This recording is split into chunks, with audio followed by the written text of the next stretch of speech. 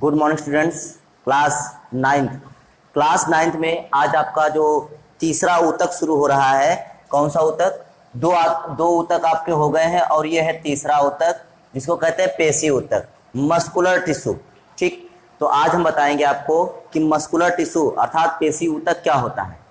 तो वीडियो शुरू करने से पहले अगर आप हमारे चैनल पर नए हैं तो चैनल को सब्सक्राइब कर लें, बेल आइकन को दबाएं ताकि आपको वीडियो की नोटिफिकेशन मिल सके। तो चलिए शुरू करते हैं।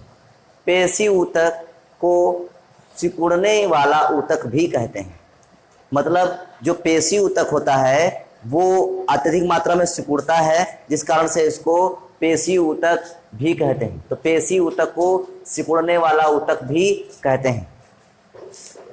यह हमारे शरीर में गति के लिए उत्तरदायी है।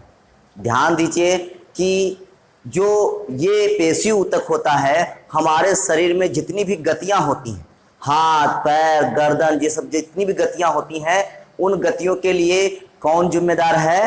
पेशी ऊतक। तो इस प्रकार से कह सकते हैं कि हमारे शरीर में गति के लिए उत्तरदायी है।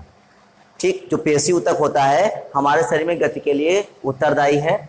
यह शरीर का मांस बनाता है। हम लोग नहीं कहते शरीर में मांस, तो जो मांस होता है प्लस जो होता है तो वो कौन बनाता है? पेशी ऊतक बनाता है।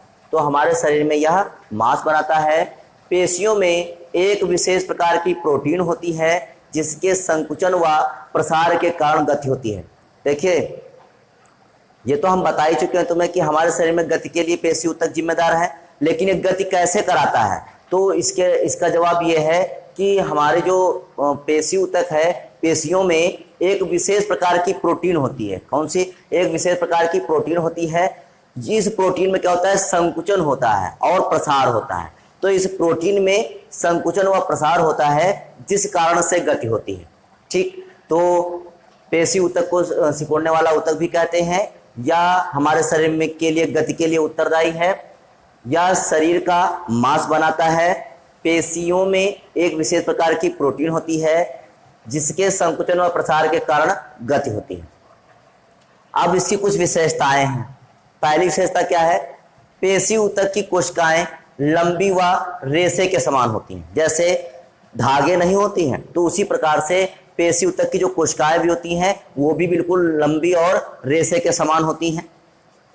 प्रत्येक पेशीय रेशे में अत्यधिक सिकुड़ने वाले सूक्ष्म तंतु होते हैं। मतलब जो पेशी रेशे होते हैं उसमें भी अनेक सूक्ष्म तंतु होते हैं। ठीक, जिस कारण से ये अत्यधिक सिकुड़ने वाली हो जाती हैं। तीसरा क्या पॉइंट कह रहा है?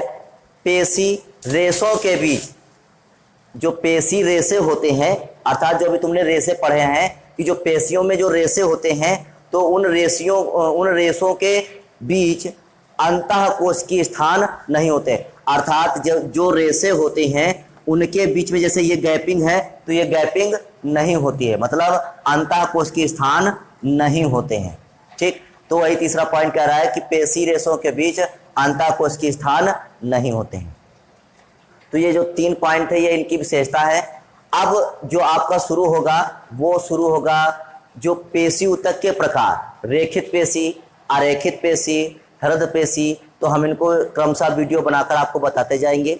ठीक, तो आज आपने पेशी ऊतक के विषय में जाना। अब जो नेक्स्ट वीडियो बनाएंगे वो रेखित पेशी के विषय में होगा, जो पेशी ऊतक का एक प्रकार होता है। तो आज के लिए इतना ही। कल फिर मिलेंगे एक नेक्स्ट वीडियो के साथ। तब तक के लिए धन्यवाद।